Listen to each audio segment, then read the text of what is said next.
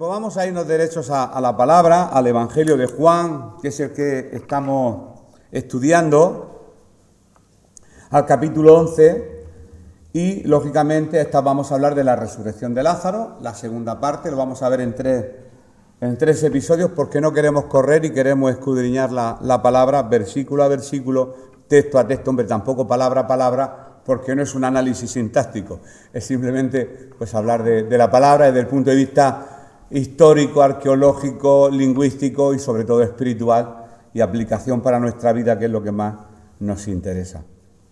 En esta ocasión, bueno, si el título es ese, el subtítulo, aquí la palabra más importante es cuando Jesús dice: yo soy la resurrección y la vida. ¿Recordar algunas cosas? Pues hasta aquí lo sabemos todo. Juan, el libro de los yo soy el pan de vida, yo soy el camino, la verdad y la vida, dirá en el capítulo 14, aquí en el capítulo 11 dice: yo soy la resurrección y la vida, donde Jesús se muestra como Dios. Por eso Juan, siempre su preocupación a lo largo de todo lo que escribió, era resaltar sobre todo la parte del mesianazgo o de la parte divina de nuestro Señor Jesucristo. Vamos a leer hoy en los versículos del 23 al 27 este episodio y sin prisa pues vamos a poder estudiarlo. Dice así Juan 11 del 23 al 27. Jesús ya está hablando con las hermanas de Lázaro. Jesús le dijo: tu hermano resucitará. Marta le dijo: yo sé que resucitará en la resurrección, en el día postrero. Le dijo Jesús: yo soy la resurrección y la vida, el que cree en mí, aunque esté muerto, vivirá. Y todo aquel que vive y cree en mí no morirá eternamente. ¿Crees esto? Le dijo: sí, Señor, yo he creído que tú eres el Cristo, el Hijo de Dios, que has venido al mundo. Menuda declaración de fe le hace ahí Marta. Tu hermano resucitará. Y aunque esté utilizando aquí el autor un tiempo futuro, resucitará puede ser mañana, esta tarde, el mes que viene, dentro de 3 años, o en la resurrección de los muertos, como creían los fariseos, que no los saduceos. Los fariseos sí creían que Jesús iba a resucitar, que los muertos iban a resucitar en el día postrero. Por eso cuando Jesús le dice a una de las hermanas: tu hermano resucitará, pues ella lo da por hecho, claro, ya lo sé. Marta lo entendió perfectamente, pues que su hermano resucitaría, pues con todos los justos en el día postrero, como cualquier judío de la época lo hubiera creído. Pero ella, ni se le pasó por la cabeza, lo más mínimo, que Jesús podía resucitar a Lázaro inmediatamente. Eso no lo pensó. No lo pensó, lo sabemos por el contexto donde está escrito todo este texto. Es verdad que a una persona se le puede consolar en un proceso de duelo, y hay frases hechas en los momentos: ay, con lo bueno quiero, eso ya es muy ordinario, muy vulgar, pero un consuelo más cristiano, ¿verdad? Para una persona que está en un proceso de duelo se le dice: no te preocupes, hermano, lo veremos un día en el reino de los cielos, lo volveremos a ver otra vez. Y eso es un consuelo, sí, es un consuelo a largo plazo, un consuelo de que cuando partamos de esta tierra, pues veremos a nuestros familiares más queridos. Quizá no con el orden natural, lógico de lo que puedes amar aquí a un hijo, a un padre, a una esposa, a una madre, sino que eso será distinto. Por lo tanto, las expectativas que tenemos son expectativas humanas diferentes de la realidad que nos vamos a encontrar allá arriba cuando nos encontremos con nuestros seres queridos. No te preocupes, que lo verás otra vez. Queremos, sí, lo deseamos, claro, sinceramente deseamos el consuelo, pero no nos referimos a que lo verás otra vez, ahora, en este momento. No te preocupes, ¿cuándo ha muerto? El lunes, el miércoles ya lo vas a tener con vida. ¿Cómo? Eso sería, ¿verdad? Una cosa que es imposible para nuestra mente. Pero Jesús sí se estaba refiriendo precisamente a eso. No te preocupes, lo voy a resucitar en este momento espaciotemporal que nos encontramos ubicados en estas coordenadas de Jerusalén. Aquí. En Betania, concretamente a 5 kilómetros escasos de Jerusalén se encontraba el lugar, y vas a ver a tu hermano. Pero no se pasaba por la cabeza ni de Marta ni de María, lógicamente, que su hermano resucitaría. La hermana le responde así, taxativamente: yo sé que resucitará en el día postrero, en la resurrección de los muertos. cuando todos los justos allá por no sé cuántos cientos o miles de años ocurrirá este fenómeno, mi hermano resucitará entre ellos. Hombre, gracias a la influencia de los fariseos, pues no solamente Marta y María, sino que el resto de los judíos creían en esa resurrección, como he dicho, a pesar de la resistencia de los saduceos que no creían en la resurrección de los muertos. La hermana recibe muy poco consuelo. ¿Por qué? Recibe poco consuelo porque el hecho de una resurrección distante, sí, a pesar de que consueles a alguien que recién ha perdido un familiar, un día lo veremos, es un consuelo momentáneo, pero sabes que ese ver a esa persona con la que está tan sumamente ligada ocurrirá, tiene que pasar mucho tiempo y eso consuela, pero a media. No consuela del todo. Hay un proceso psicológico que todos sabemos después de una pérdida y este es un proceso distinto, un proceso espiritual, de fe, como ayer hablábamos en la conquista de Jericó. Lo que ella necesitaba era una resurrección y vida cerca de su propia casa. Y era lo que Jesús le venía a traer. Demostrar que Él era la vida, Él traía vida en medio de la muerte y que además Él era la vida y era la vida, pero también era la resurrección. Iba a mostrarle a ambas hermanas que el asunto de la resurrección estaba más cerca de lo que ella se pensaba. Ella lo veía allá y Jesús le va a demostrar que está acá. ¿Por qué? Porque Jesús es la resurrección y la vida. Por lo tanto, estaba materializado en un lugar espaciotemporal llamado Betania. Ahí estaba la resurrección en aquel año, hace ya 20 siglos. La declaración más maravillosa de toda la historia de Jesús: yo soy la resurrección y la vida. Él no dijo yo tengo la resurrección y la vida.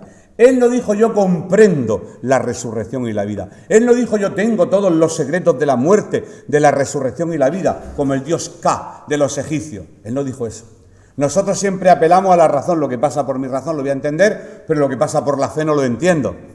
Ayer decíamos cómo Josué le explica a sus generales que tienen que dar 13 vueltas para poder conquistar Jericó, sin hacer absolutamente nada. No lo comprendía nadie. Pero en medio de la incomprensión, de una estrategia inusual, como ayer decíamos, en medio de esa estrategia, Dios hizo su voluntad. ¿Por qué? Porque Josué obedeció. Y cuando él reunió a todo el ejército, le dijo: mirad, vamos a atacar, plan de guerra. Pues estarían esperando sus generales, sus militares. ¿Qué plan tenemos? ¿Vamos a perforar el muro? Eso es lógico. ¿Vamos a pasar por debajo del muro? ¿Vamos a saetar a los soldados? ¿Vamos a escalar el muro? No, vais a dar vueltas. 7 sacerdotes con las bocinas, el arca de la alianza y en silencio. Y el 7º día, cuando gritéis, los muros van a caer. ¿Cómo? ¿Habrá un terremoto? ¿Qué va a pasar? Es lo ilógico. Pues estamos predicando en esta mañana a un Dios de lo ilógico. Por lo tanto, si venimos con la razón puesta, no es que la aparquemos, pero hay que aparcar la razón un momento, ahí en la puerta, y dejar la mente de la fe a creer lo que no entiende nuestro razonamiento. Eso es muy difícil. Eso es muy difícil, porque el filtro de la razón es como es como una adicción. Necesitamos comprender a Dios. Y más que comprender, se trata de obedecer. Por eso Jesús nunca dijo tengo, sino soy. Él lo expresó perfectamente. Yo soy la resurrección y la vida. Jesús dijo yo soy, no dijo yo conozco. O yo tengo, pero sin embargo, si los que estamos aquí en esta mañana conocemos a Jesús, si esto es Jesús, si esto es la resurrección y yo conozco a Jesús, yo conozco la resurrección y la vida. Hermano, conoces la resurrección y la vida. Si tú tienes a Jesús, pues tú tienes la resurrección y la vida. ¿Por qué? Porque conoces a alguien, y si ese alguien es carpintero, pues conoces al carpintero, tienes a y conoces a. Y esto es muy, muy importante en esta mañana, que sepamos que no solamente tenemos a Cristo y lo que Él representa, la resurrección y la vida. Ella, la hermana de Lázaro, veía, pues lo repito de nuevo, la resurrección y la vida como cosas que se encontraban ahí en un futuro oscuro, lejano. No, dice él tajantemente, no. Yo soy. En un futuro no, yo, ahora, presente, en este tiempo presente, no sé a la hora que estaré hablando con ella, ahora, yo soy la resurrección y la vida. Y le daría a entender esto yo estoy parafraseando un poco el texto bíblico. No solo tengo estas cosas de Dios por oración, sino que yo soy estas cosas.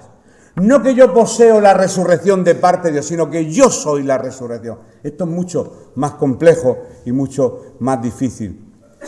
Y si yo soy la resurrección y la vida, Marta, y si yo soy la resurrección y la vida, María, ¿acaso no es igual de fácil para mí resucitar a tu hermano dentro de 1000 años que resucitarlo en media hora?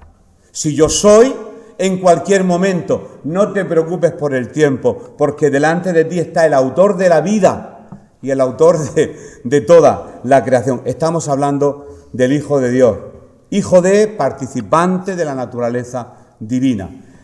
Le dice, el que cree en mí, aunque esté muerto, vivirá. Está desafiando, Jesús está desafiando a María, a que confíe en él, lógicamente, y se presentó como campeón de la muerte. Va a haber una batalla. Me voy a acercar a la tumba y vamos a luchar. El que tiene el imperio de la muerte, que es Satanás, va a luchar contra mí. Nos vamos a echar un pulso. Jesús echa muchos pulsos con Satanás, pero Cristo siempre vence. Satanás está vencido en el nombre de Jesús. Y no tiene poder ni siquiera sobre el imperio de la muerte. Que lo creamos. No tiene poder sobre el imperio de la muerte. Ha vencido la muerte. Y es por eso que un día, si Él vive, nosotros viviremos juntamente con Él. La muerte es lo más trágico quizá que nos puede pasar a los seres humanos, ¿verdad?, en esta tierra. Mientras que la humanidad, en general, teme a la muerte, el creyente nunca morirá. ¿Cómo que no? ¿Cómo que no? Si yo voy al tanatorio constantemente y veo, y más cuando vas cumpliendo edad, más viajes haces al tanatorio, te das cuenta que la gente muere. Eso es una realidad, una muerte física, pero el creyente nunca muere, sino que hará una transición instantánea de la vida vieja a la nueva, no en el sentido de conversión, en el sentido de transición de esta vida a una vida futura. Jesús no se refiere, y lo sabemos, a una muerte física, no se refiere a eso. Lázaro estaba muerto, una muerte física, literal, y millones de seguidores de Jesús a lo largo de la historia han muerto. Está muerto Moisés, Josué, Caleb, David, todos los personajes, están todos muertos. ¿Murieron físicamente? Sí.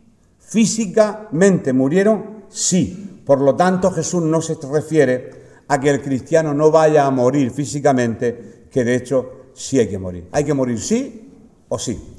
Según Spurgeon dijo una frase, dijo lo siguiente: la muerte viene al impío como una imposición penal, pena de muerte, pero al justo como a un llamado al palacio de su Padre.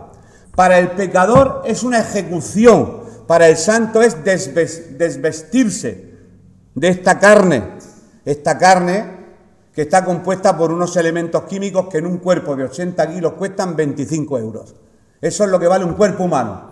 El litio, sodio, potasio, rubidio, me estoy diciendo la tabla y no sé ni los elementos que te digo. Mi hija que está ahí, te está diciendo, papá, te estás pasando, porque los elementos químicos serán el calcio, el potasio, el no sé qué, me da igual. Se ha hecho la comprobación que en un cuerpo de 80 kilos el precio de lo que vale un cuerpo humano son 25 euros. No costamos más.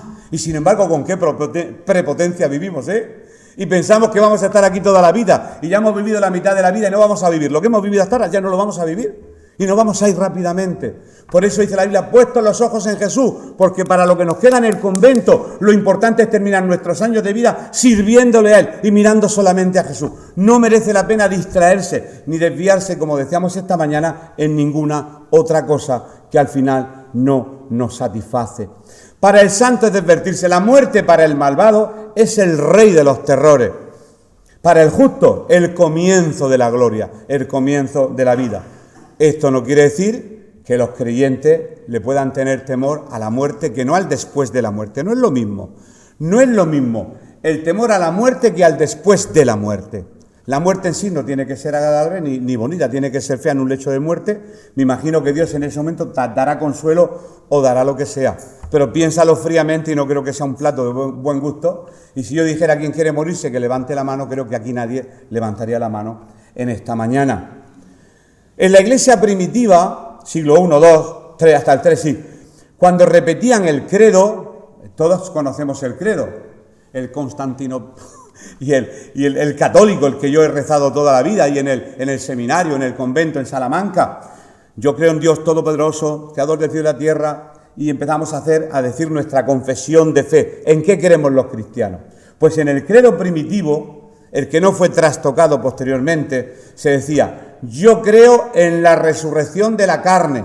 Y cuando los cristianos de los 2 primeros siglos decían este credo, señalaban a su cuerpo. Y en perfecto latín decían: etianujus carnis, que quiere decir incluso a esta misma carne. Yo creo en la resurrección incluso de esta misma carne. No solamente de lo de dentro, sino que creo en la resurrección de los muertos. En la venida futura de Cristo, bueno, en todos los contenidos de fe que tenemos los cristianos. Por lo tanto, la resurrección es un hecho en el cual creemos los cristianos. Yo soy la resurrección y la vida. El que cree en mí, aunque esté muerto, vivirá. ¿Y quién puede decir eso? ¿Un carpintero de Galilea dice: yo soy la resurrección y la vida? Solamente Dios podía decir algo así. Solamente Dios. Lógicamente, Juan sabemos que está intentando de decir que el personaje Jesús es Dios. Y lo dirá a lo largo de todo el libro de Juan. Le pregunta a la hermana de Jesús, a Marta: ¿crees esto? Fíjate, qué importante decir: ¿crees esto? Jesús no intentó debatir con Marta para que asintiera intelectualmente, sino a creer. A creer. Jesús era quien dijo que era y que podía hacerlo lo que realmente podía hacer. Lo repito porque igual no lo hemos entendido. ¿Por qué le dice él a ella: ¿crees esto? Y no le dice: ¿entiendes esto? Porque no hay quien entienda esto. Pero a que nosotros nos hemos tirado toda la vida cristiana intentando entender nuestra fe, no vamos a llegar a ningún sitio. No la vamos a entender nunca, nunca. Por eso Jesús dice: ¿crees? Le habría preguntado: ¿tú entiendes? ¿Tú razonas? ¿Tu razón te dice, te hace una inferencia lógica aristotélica, si P, Q, entonces P? O sea, tú tienes una mente griega, una mente razonadora. Todos los hombres son buenos. Sócrates es un hombre, por lo tanto Sócrates es bueno. Eso es una inferencia lógica aristotélica, para que lo entendamos. Es decir, que nuestra mente razona, es una mente lógica, pero la mente de Dios no es lógica. ¿Razonas esto, María? ¿Verdad que llega a la conclusión de que yo soy Dios? No. ¿Crees esto? ¿Por qué? Porque Jesús está apelando a la fe de Marta y no a la razón. Y Dios, siempre que nos hable a través de la lectura de la palabra, de la oración, de la predicación, siempre va a apelar a la fe, nunca al intelecto. Pero ¿verdad que como disfrutamos es entendiendo las cosas? Imaginaros que dice: oye, se ha descubierto el arca de Noé y se ha comprobado que realmente lo que había en el arca es lo que dice la Biblia. ¡Oh! Y entonces el cristiano se sube arriba. Y eso no es fe, es otra cosa. Eso es emoción de nuestra fe. Pero la base ya es la fe. Y eso es un aumento de esa fe que ya está. No necesitamos eso para creer. Como creemos, es por lo que Dios, si quiere darnos una añadidura, pues la recibimos para aumentar nuestra fe. Si no lo veo, no lo creo. No, cree y verás la gloria de Dios. Siempre al revés. El razonamiento de nuestro Dios siempre es al revés. Significaba esta pregunta: ¿crees esto? ¿Crees tú que tu hermano realmente resucitará, pero ya porque yo soy la resurrección y la vida? No lo dijo para poner la prueba y que si no creía no lo iba a resucitar, no. Porque él ya había determinado, lo había determinado ya que lo iba a despertar de su sueño.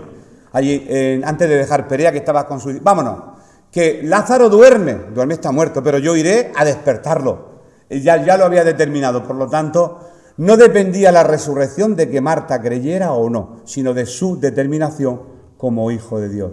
Y le responde estas hermosas palabras Marta: sí, Señor, yo he creído que tú eres el Cristo, el Hijo de Dios, que has venido al mundo. Respondió correctamente, lo reconoce como el Cristo, el Mesías, y lo reconoce como el Hijo de Dios. 2 reconocimientos. Jesús era y es el Mesías, sigue siéndolo ahora el Mesías, el Cristo. Jesús era y es Dios, en forma humana, bueno, en aquel entonces porque ahora no está en forma humana, entre nosotros. Por lo tanto, declaró 2 verdades sobre Jesús, que era el Cristo y que era Hijo de Dios. Ahora vamos a pasar a María. Hemos estado con Marta, nos vamos con la hermana. Versículos del 28 al 32. Ha terminado el diálogo con una hermana y ahora va a dialogar con la otra. Del 28 al 32 dice así la palabra: habiendo dicho esto, fue y llamó a María, su hermana, diciéndole en secreto: el maestro está aquí y te llama. Ella, cuando lo oyó, se levantó deprisa y vino a él. Jesús todavía no había entrado en la aldea, sino que estaba en el lugar donde Marta le había encontrado. No se había movido del sitio. Entonces los judíos que estaban en casa con ella y la consolaban, cuando vieron que María se había levantado deprisa y había salido, la siguieron diciendo: va al sepulcro a llorar allí. María, cuando llegó a donde estaba Jesús, al verle, se postró a sus pies, diciéndole: Señor, si hubieses estado aquí, no habría muerto mi hermano. Sabemos que María no quería ir al entierro, estaba rota de dolor, estaba postrada en la cama, los plañideros y plañideras consolándole. El llanto judío era un llanto de verdad, es que clamaba al cielo, es un llanto de desgarro, y había gente que cobraba por llorar. Esto quizá nos parece ahora mismo, ¿verdad?, una obra de teatro. Las plañideras recibían dinero por llorar. ¿Para qué? Para darle realmente la importancia que tenía la defunción de esa persona. Se hacía con un corazón normal y corriente. Ahora, lógicamente, no forma parte de nuestra cultura. En la cultura de la muerte, cada país tiene una cultura de la muerte completamente distinta.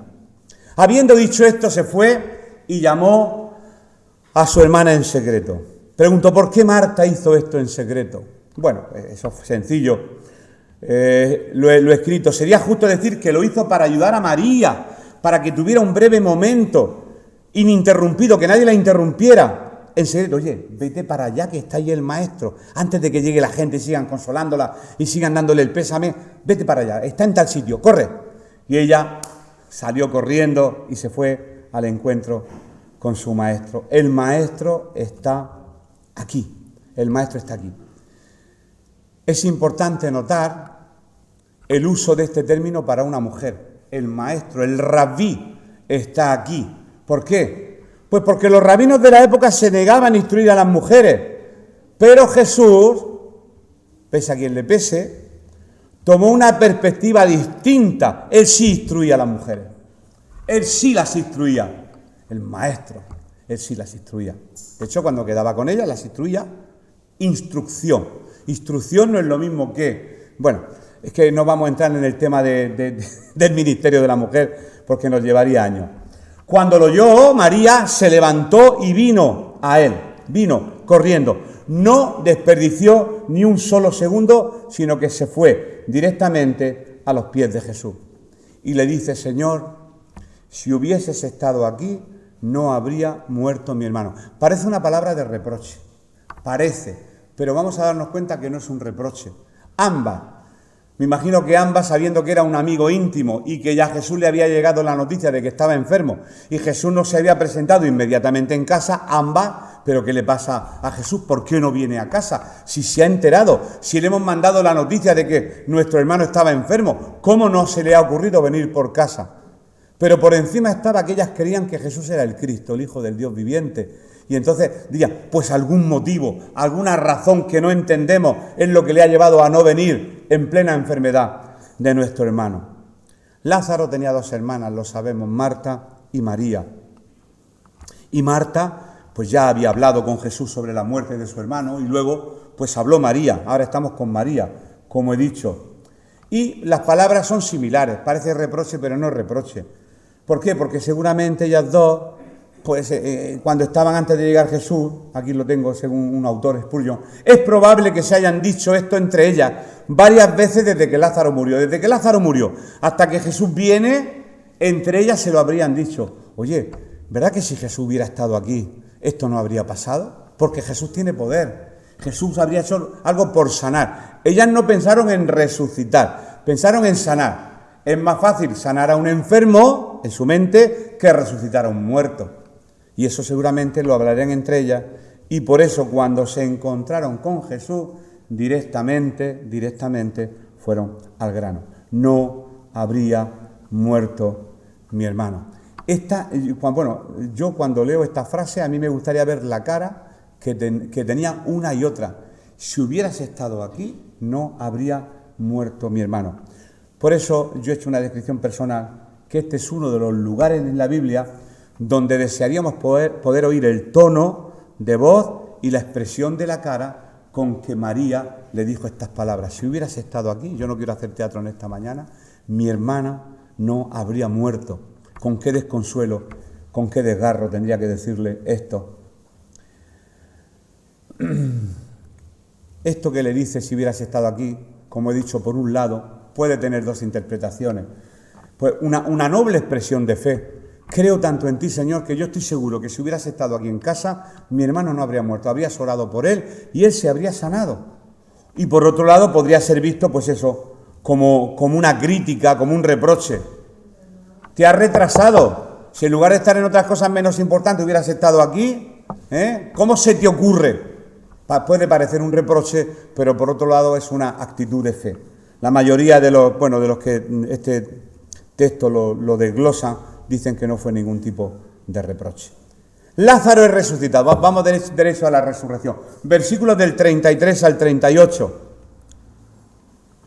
Aquí podemos ver en estos versículos un Jesús profundamente conmovido y daros cuenta que entre el 33 y el 38 se encuentra en medio el versículo más corto de toda la Biblia, que tiene solamente un sujeto y un predicado. Jesús lloró. Punto. Y es una oración en toda regla. La leemos. Jesús entonces, al verla llorando, y a los judíos que la acompañaban también llorando, se estremeció en espíritu y se conmovió.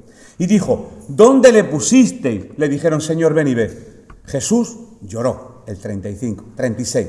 Dijeron entonces los judíos, mirad cómo le amaba. Y algunos de ellos dijeron, ¿no podía este que abrió los ojos al ciego haber hecho también que Lázaro no muriera? No fue un reproche, fue un halago, lo entenderemos. Jesús, profundamente conmovido otra vez, vino al sepulcro. Era una cueva y tenía una piedra puesta encima. Hoy nos quedaremos seguramente en estos versículos, pero tenemos tiempo para continuar la próxima semana, todavía nos queda. Jesús entonces, al verla llorando, la vio llorando, y él se conmovió. Las lágrimas de Marta y de María conmovieron a Jesús. ¿Por qué? Pues porque lógicamente Dios ve las lágrimas del desconsolado, Él se conmueve, Él es un Dios todo misericordioso. Él se conmueve, Él deja las 99 y va por la oveja perdida. Y es movido a compasión, porque Dios tiene un corazón compasivo, lo dicen las Escrituras. Y es un listado. Dios ve nuestras lágrimas. Dios es tocado por nuestras lágrimas. Dios recuerda nuestras lágrimas. Dios actúa para secar nuestras lágrimas y muchas cosas más que hace con respecto al dolor del ser humano. Dice que al verla llorando y a los judíos que la acompañaban, quiere decir que no solamente estaba llorando ella, sino que estaban llorando los judíos que la acompañaban. Los que estaban en la casa se dan cuenta que María sale corriendo y ellos van detrás a ver lo que pasa. Ella lloraba y ellos le acompañaban en el llanto. Pero ¿cómo era el llanto del Extremo Oriente en aquella época? Pues los judíos de ese tiempo no eran reservados en sus expresiones, ni de pena ni de dolor. Ahora lo vemos un escándalo, sobre todo los sanitarios lo ven como un escándalo. Ha muerto alguien, empieza a pegar gritos, un escándalo en Montallí, en medio del pasillo, un dolor, un desgarro. Bueno, nos dice el comentarista Barclay, debemos recordar que esto no sería un suave derramamiento de lágrimas, serían gritos casi histéricos y llanto, pues en el punto de vista de los judíos, era el punto, de vista de los judíos, que mientras más desenfrenado el llanto, más honor se le daba a los muertos. Cultura. Cuanto más volumen, esto dentro de la iglesia también está la cultura del volumen, cuanto más volumen, más presencia de Dios. Bueno, más volumen. Jesús entonces, al verla llorando, ¿qué hizo? En el 35, Jesús lloró. Pero hay una diferencia de llanto. María no lloraba como Jesús. ¿Cómo? Vamos a verlo. Hay un contraste entre las lágrimas de María y las lágrimas de Jesús.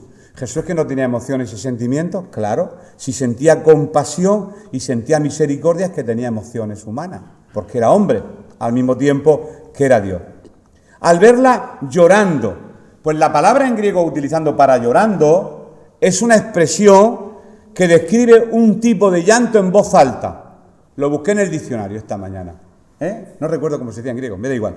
Pero llorando, ese llorar en el original quiere decir un llanto en voz alta, un llanto que lo oye cualquiera. Oye, por ahí están llorando. Un llanto que se escucha, que se oye. Y lloró, Jesús lloró, el 35 es otro verbo completamente distinto. Y es otra palabra que indica llanto silencioso.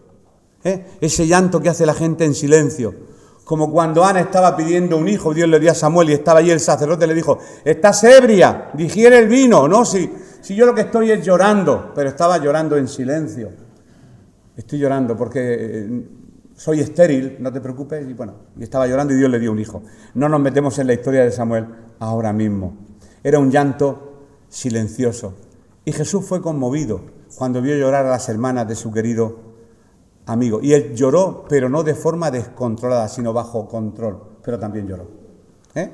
Hoy en día podemos ver, bueno, cada uno tiene las emociones como las tiene. Hay personas que expresan el dolor de un modo y otros que lo expresan de otro.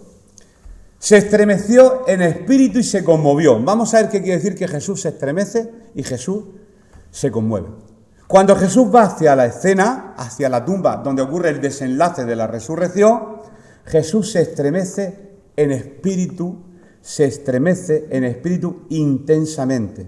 Pues en el griego antiguo, esta frase literalmente quiere decir bufó. ¿Qué es el verbo bufar? El sonido que hacen los caballos. No es lo mismo el relinche que el bufido. Cuando dice, menuda guerra ahora tengo aquí. Ahora tengo que luchar contra Satanás, contra el imperio de la muerte, pero le voy a demostrar porque voy al ring a luchar con él, que yo tengo poder sobre la muerte porque yo soy la resurrección. Por eso bufó de indignación. No que estaba ahí de cualquier... Eso quiere decir la palabra conmoverse, enojo e indignación. Se conmovió, lo mismo que se perturbó. La frase es muy, muy notable. ¿Por qué? Porque esta frase reunía sentimientos de indignación. ¿Sabéis por qué? Provocados por los estragos del maligno y la ternura de los dolientes. Una mezcla de sentimientos. Por un lado, el dolor de los dolientes y por otro, pero Satanás mira cómo los tiene. Porque como tiene el imperio de la muerte, hace que la gente sufra. Pero yo voy a quitar el sufrimiento del mundo. Y Jesús vino a eso, a luchar contra Satanás y contra el imperio de la muerte. Ahora sí tengo aquí la palabra. En el griego clásico, la palabra que se usa aquí, se conmovió, es embrimastai, que traducido es el bufido de un caballo bufando. No sé, habría que poner un vídeo y escuchar bufar a un caballo, no el relinche, que tiene una onomatopeya que es una así, una i, ese es el relinche. Otra cosa es el bufido. Pues lo que significa es que a Jesús lo envolvió una emoción profunda, un gemido involuntario se le escapa del corazón. Lo que sentía, porque de la abundancia del corazón habla la boca, y él era humano. Dijo, menuda guerra me espera. Le salió un relinche no, un bufido. Le salió, eso es lo que dice el original griego. Y es muy interesante ver a veces la palabra en el original porque entendemos mejor lo que el Espíritu Santo quiere decirnos a cada uno de sus lectores, que somos nosotros. Estaba enojado contra Satanás y conmovido, por otro lado, ante la destrucción y el poder del gran enemigo de la humanidad, la muerte. ¿Por qué es lo que más se sufre? Por la muerte. Ahí es donde está el mayor sufrimiento, los mayores altibajos emocionales, las mayores penas, problemas de todo tipo, emocionales, problemas mentales, problemas de todo tipo, espirituales. El tema de la muerte, de la pérdida, del desarraigo eso es muy doloroso. Jesús pronto, en breve, lo veremos la semana próxima, en breve iba a quebrantar el imperio de la muerte, el poder de la muerte. Dice así un autor: Cristo no llega al sepulcro como un espectador ocioso, sino como un luchador preparado para la pelea. Por lo tanto, no nos sorprende que gima, que bufe, que gima otra vez, pues la violenta tiranía de la muerte que él tenía que derrotar se encuentra frente a él. Iba a encontrarse con un cadáver y el imperio de la muerte del enemigo contra el ser humano. Y él iba a luchar contra el imperio de la muerte con la frase que conocemos todos: Lázaro, sal fuera, Lázaro, sal fuera, gritando, no lo dijo de cualquier manera. Y ese Jesús lloró que hemos leído en el 35, bueno, Jesús comparte el dolor con los que lloraban, y hay muchos aspectos sobre estas dos palabras, muchos aspectos. Pues un aspecto, que Jesús era realmente un hombre, que Jesús estaba familiarizado con el dolor, que Jesús no se avergonzaba de su humanidad, que Jesús se identifica con otros y con nosotros en su dolor. Significa que Jesús ama al ser humano, nos ama a todos y a cada uno de nosotros.